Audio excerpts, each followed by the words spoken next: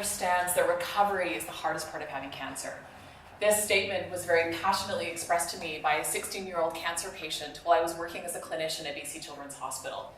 And although a seemingly simple statement, the complexity of its meaning really struck me.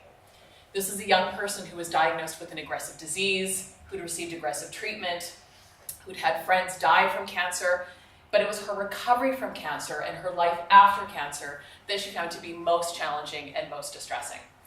And this patient's statement led me to change my practice, and I actually began to pay more attention to adolescents after they completed treatment for cancer.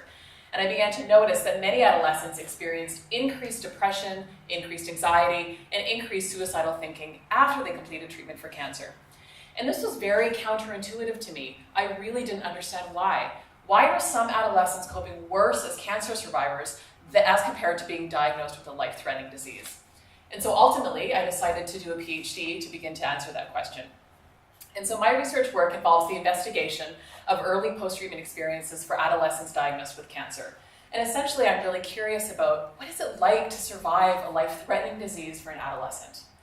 Globally, the cancer world is beginning to pay more attention to adolescents, but this hasn't always been the case. Historically, an adolescent has been considered to be a child, both a child and an adult, and so we know very little about their unique medical outcomes and their psychosocial experiences following a diagnosis of cancer. We know a lot about children, and we know a lot about adults, but we know very little about adolescents diagnosed with cancer.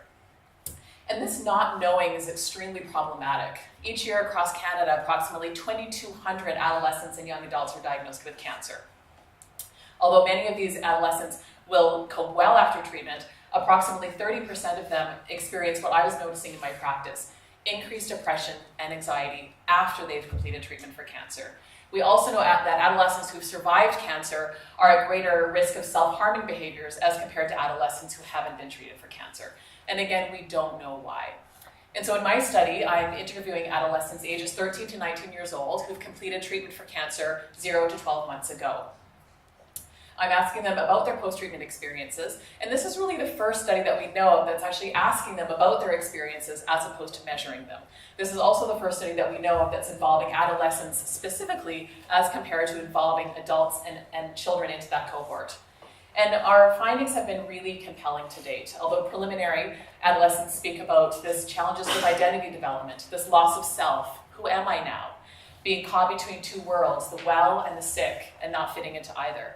Living with the impossibility of not being able to contemplate a future. As advances in treatment continue to improve, more adolescents are surviving a diagnosis of cancer. However, we know that many adolescents are at increased risk for negative psychosocial outcomes after they survive treatment for cancer. We don't know why, and without knowing why, we don't know how to help them.